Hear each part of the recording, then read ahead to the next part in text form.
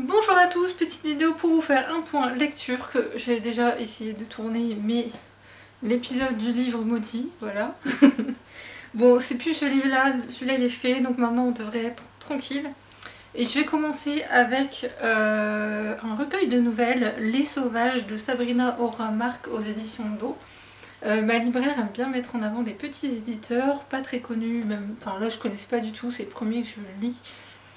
Et j'étais très tentée d'en découvrir un, et c'est celui-là qui m'a tapé dans l'œil par rapport à la quatrième de couve, que je trouvais très étrange, mais j'aime bien ce qui est étrange en fait, justement. Et comme vous savez, j'aime bien aussi me lancer dans un livre sans trop me souvenir de ce qui était, de ce qui a été mis dans la quatrième de couve, et là je pense que c'est la grosse erreur que j'ai faite, pour une fois, parce qu'il faut bien que ça arrive.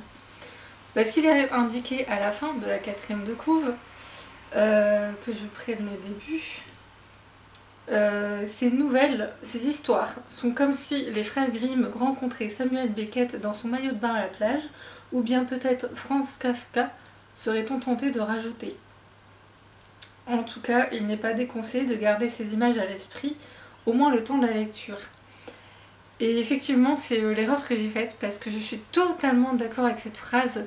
Je n'ai pas beaucoup de souvenirs de cette nouvelle, de ce recueil de nouvelles. Le seul souvenir que j'en ai, c'est la première en fait, où c'est une dame qui dépose son enfant à l'école et on lui reproche d'avoir eu une fille, je crois que c'est ça.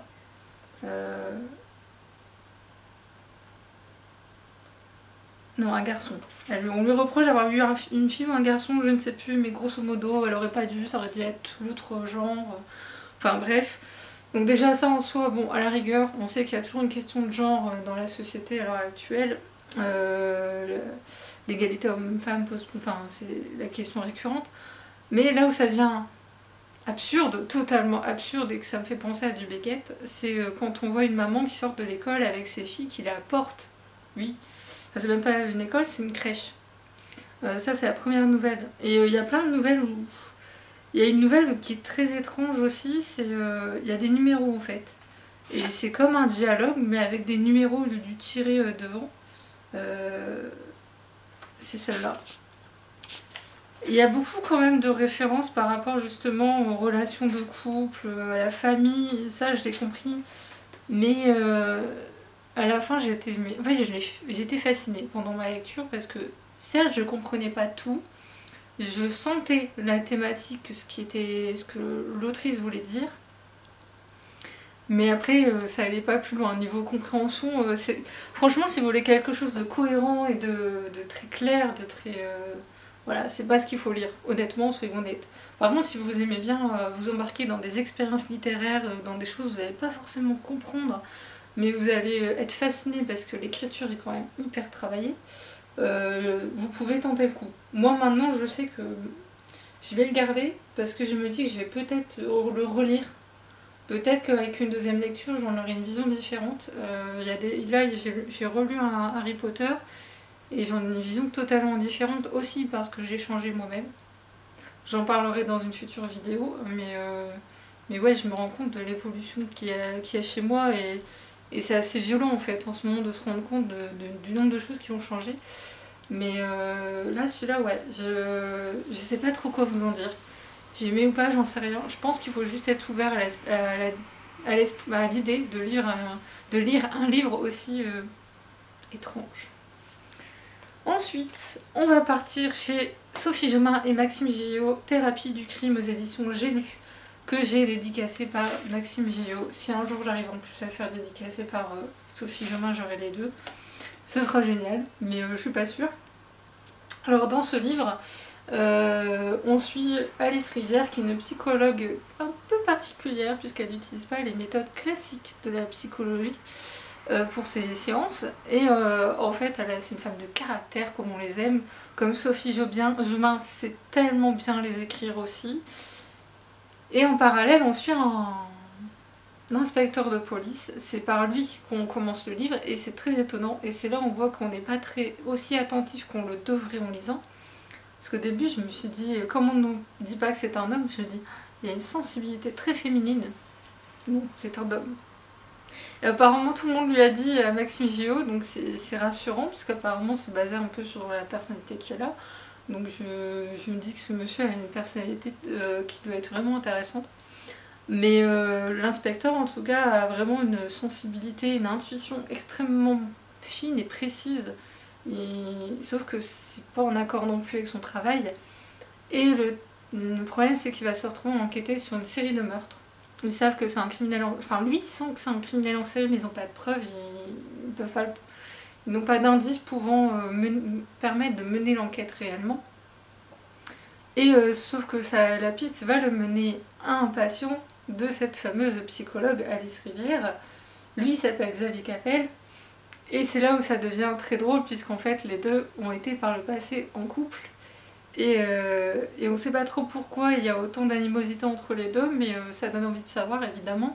D'autant qu'on sent que tout n'est pas dit et on sent aussi qu'ils se plaisent toujours autant l'un à l'autre, même s'ils veulent pas le reconnaître. Donc soyons honnêtes, ce livre, déjà je trouve le titre hyper bien choisi par rapport à ce mélange de psychologie et de policier on va dire. Et en fait, soyons honnêtes, c'est vraiment très bien équilibré. Parce que quelquefois il y a des livres, on vous vend ça comme du polar, et en vrai, il n'y a pas tant de polar que ça. C'est pareil dans la fantasy, j'ai déjà lu un livre, c'était vendu comme du steampunk, en vrai non, c'était de la romance saupoudrée de steampunk. C'est pour moi pas la même chose. Là, l'égalité est parfaite.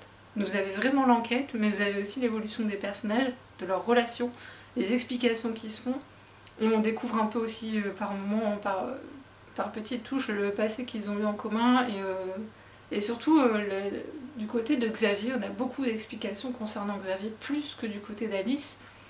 Je trouve que les personnages sont bien plus fouillés qu'il n'y paraît. Au premier abord, à la fin de la lecture, on se dit ouais c'était chouette, c'était fun, on s'est amusé, on s'est éclaté.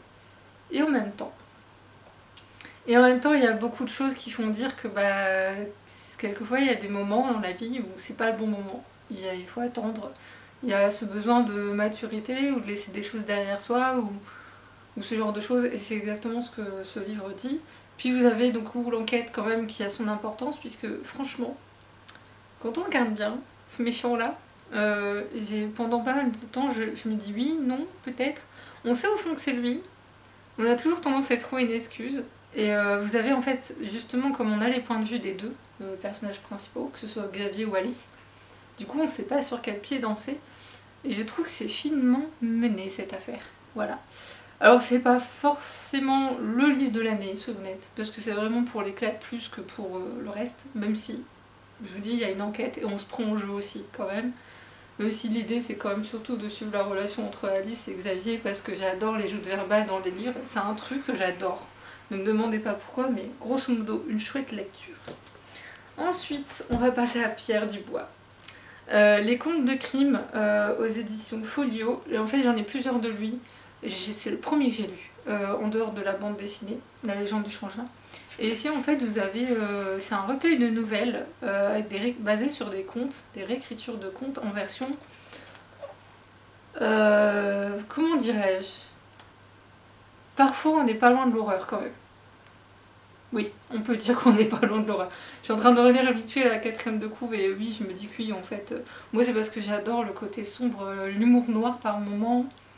Enfin, Pierre Dubois est un conteur extraordinaire, forcément, et ça se ressent tellement dans ce livre. Celui-là n'est pas dédicacé malheureusement, mais c'est pas grave. Une autre fois je le verrai et je le ferai dédicacer. Mais je trouve que c'est hyper bien fait, et en fait il montre bien le côté... je trouve ça tellement juste. Issu du mariage improbable de personnages de Grimm avec le roman policier. C'est tellement ça. Et j'ai beaucoup aimé le fait... c'est ce qu'il me disait en salon, et je trouvais ça très juste, que en fait les contes de fées qu'on lit quand on est gamin sont loin d'être joyeux et mignons et tout beau et tout ce qui s'ensuit quand on regarde bien. Mais on fait pas attention parce qu'on préfère toujours regarder le positif. Mais en vrai, ils sont horribles, soyons honnêtes. Mais là il a choisi de traiter l'aspect horrible de ces contes, et c'est vraiment, mais vraiment... Le petit chaperon rouge, je m'en souviens très bien. Peter Pan m'a beaucoup étonnée. Je l'ai pas vu venir celle-là. Cendrillon. Cendrillon est horrible quand même. Faut dire ce qu'il y a. Je me souviens pas de tous les contes étonnamment, mais j'ai un souvenir quand même de m'être régalée parce qu'il a une écriture, mais vraiment, juste pour ça lisez-le. La plume de Pierre Dubois est juste, mais moi c'est ce que j'en ai retenu. Vous voyez, il y a Ricky à la houppe. Alors ce qui est bien, c'est qu'il y a des contes que j'ai jamais lus, parce que moi j'étais pas friande de contes. Et au grand désarroi de ma mère m'a dit que je n'écoutais pas trop quand elle lisait. Voilà. Et en fait, c'est les titres des contes, c'est vraiment les contes d'origine. Donc on a quand même une base pour ceux qui connaissent pas. Rapunzel, je connais pas plus que ça. Enfin, après, j'ai vu les extraits du dessin animé, donc ça va. Mais j'aime beaucoup comment il a transformé les choses parce qu'il les a tellement transformées qu'on en oublie presque l'original en fait. C'est vraiment un régal. J'ai même envie de le relire pour vous dire. Rien qu'en refeuilletant comme ça, Barbe Bleue aussi. Ah, c'est Barbe de Grive, donc c'est même pas Barbe Bleue en fait apparemment. J'ai un doute du coup. Moi je dis Barbe Bleue parce que c'est celle que je connais et en même temps c'est marqué Barbe de Grive. Comme c'est écrit en... Ouais si ça doit être Barbe Bleue. Barbe Bleue est horrible aussi. Bref, j'ai adoré, je vous recommande plus.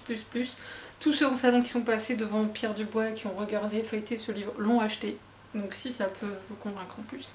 Angel Readeries, Nous qui n'existons pas, de Mélanie Fazi aux éditions Dystopia, que j'ai reçu dans le cadre de la masse critique Babelio. Et pour petite info, ce livre en fait, Mélanie Fazi est une autrice que j'ai repérée depuis tellement longtemps. Et j'ai toujours dit que j'achèterais un de ses livres et je suis convaincue d'en avoir acheté un. Alors je pense que je l'ai acheté et que je l'ai donné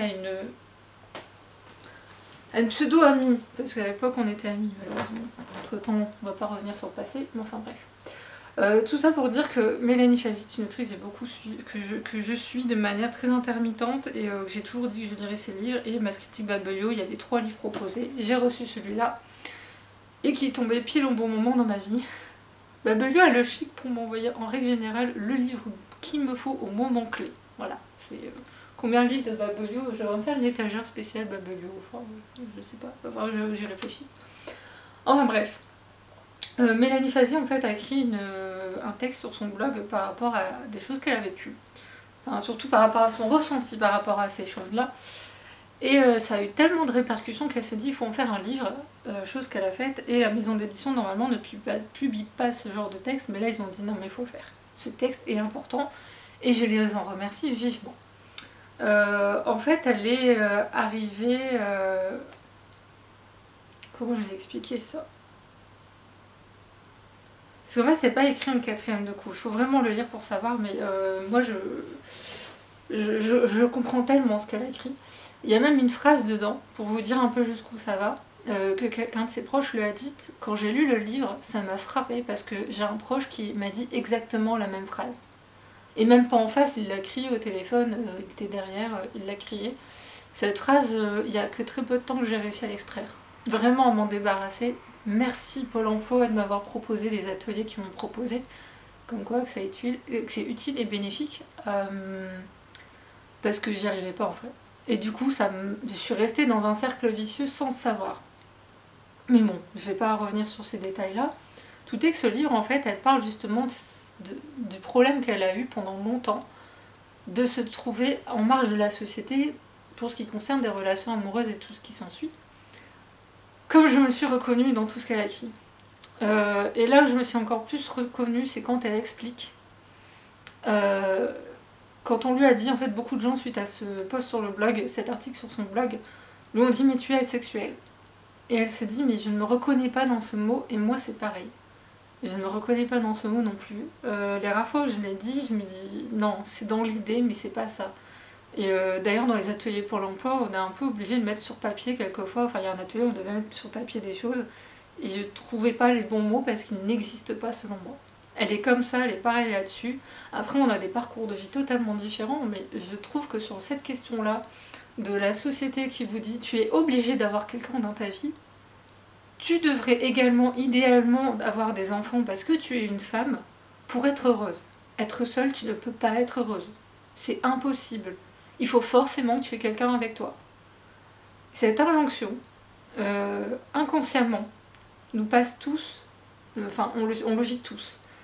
Mais il y en a pour qui c'est insupportable et qui du coup se culpabilisent et le vivent très mal.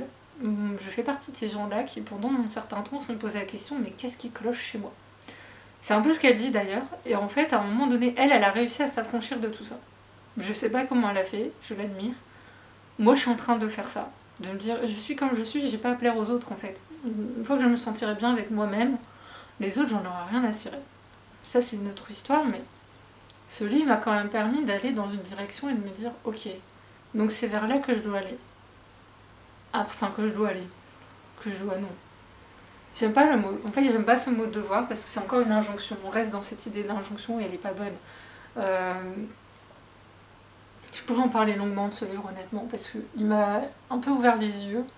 Après, vous savez que je suis en thérapie, mon psy m'a dit il faut pas trop vous... Comment il a dit ça? Vous référer à des livres comme ça comme vous le faites. Je comprends pourquoi il me le dit, parce que chacun a sa propre vie, etc. Mais je dis oui, mais ça m'aide dans l'esprit de me dire j'ai le droit aussi. En fait, j'ai le droit d'être juste moi et de ne pas ressentir ce besoin d'avoir quelqu'un dans ma vie. Je galère assez comme ça.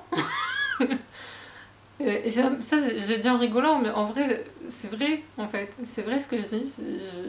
Je sais que c'est compliqué par moments pour moi, donc... Ouais, en fait, non, je me sens bien toute seule. Je sais que je suis incapable d'avoir des relations amoureuses. Les rares que j'ai connues, honnêtement, je me suis ennuyée profondément. Et elle, la seule relation amoureuse réellement qu'elle a eue, dont elle se souvient, elle se passait très bien, mais je pense, je parlerai pas à sa place, parce qu'elle exprime pas trop comment elle s'est sentie. Elle se sentait bien, mais bon. Je pense qu'il y a cette notion, moi en tout cas, je l'ai vécu un peu comme l'impression de me mentir à moi-même et de devoir me conformer à la société. À l'époque, je m'en rendais pas compte parce que quand on est ado, on veut faire comme tout le monde, mais ouais, en fait, non. Maintenant, je suis très bien comme ça, donc. Bref, tout ça pour redire ce livre, j'ai forcément un lien, ça fait faire partie de ces livres avec lesquels j'ai un lien particulier. Si ça vous intéresse que je fasse une vidéo là-dessus, d'ailleurs, sur ces livres qui ont un impact sur moi un peu particulier. Certains, vous les avez déjà vus. Enfin, peut-être pas tous, je sais pas. Faudrait que je regarde, mais je peux pas dire. Enfin, là, je regarde ceux qui sont derrière la caméra, mais en vrai, je les ai pas lus. Donc, je peux pas dire. Bref, tout ça pour dire que ce livre est une bénédiction. Je le recommande vivement. Et j'ai enfin lu, du coup, une préface écrite par Léo Henry et J'aime beaucoup l'écriture de ce monsieur. Le seul livre que j'ai lu, j'ai pas tout compris, mais j'aime bien son écriture. Mais là, c'est écrit vraiment avec beaucoup de justesse et du coup, ça me donne envie de tenter d'autres livres de lui, puisque apparemment les autres sont moins bizarres. Bref, j'espère que cette vidéo vous aura plu, que je vous aurai donné envie de lire quelque chose. N'hésitez pas à liker, commenter, partager, à me dire si cette idée de vidéo vous intéresse ou pas. Si j'ai pas de commentaires, je vous dis tout de suite, je vais pas le faire, surtout avec ma caméra actuellement. Et sur ce, je vais vous dire à la prochaine. Salut!